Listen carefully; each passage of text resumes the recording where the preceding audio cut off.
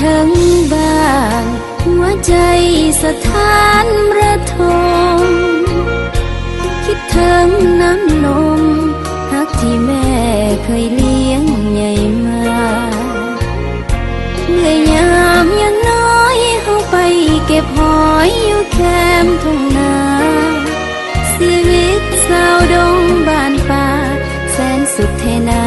เมื่อยเหงาไว้มีสุขแบ่งเศษมีทุกข์เข้าสวยแบ่งเบาพี่น้องของเฮาเคยกินข้าวห่วมเศร้าแลงงานข้าวนี้บาปหนาหรือฟ้ากันแกล้งฟ้าบ่เป็นใจ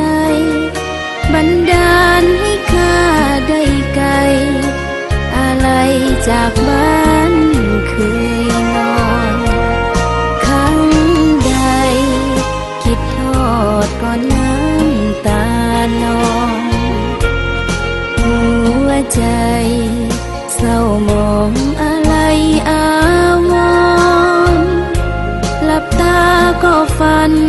ว่าเฮานั้นได้กลับคืนคนเห็นภาพเมืองลาวคราวก่อนแต่พอตื่นนอนเหลือเพียงความฝันคิดถึงบ้านเขาหัวใจปวดร้าวสะอื้น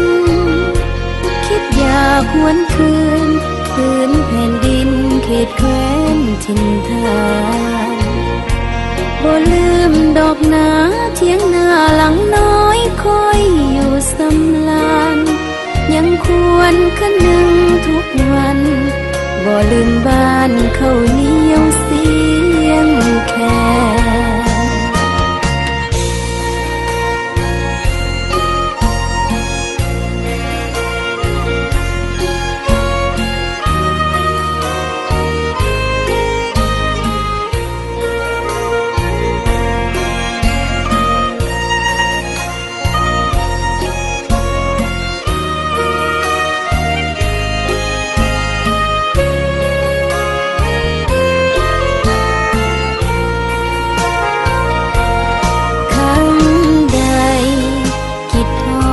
ก่อนน้ำตานองหัวใจเศร้ามองอะไรอาวรณ์หลับตาก็ฝันว่าเฮานั้นได้กลับคืนคนเห็นภาพเมืองลาวคราวก่อนแต่พอตื่นนอนเหลือเพียงความฝันคิดถึงบ้านเขาหัวใจปวดร้าวสะอื้นคิดอยากหวนคืนพื้นแผ่นดินเขตแคว้นถิ่นฐานบ่ลืมดอกนาเทียงนาหลังน้อยคอยอยู่สำลาน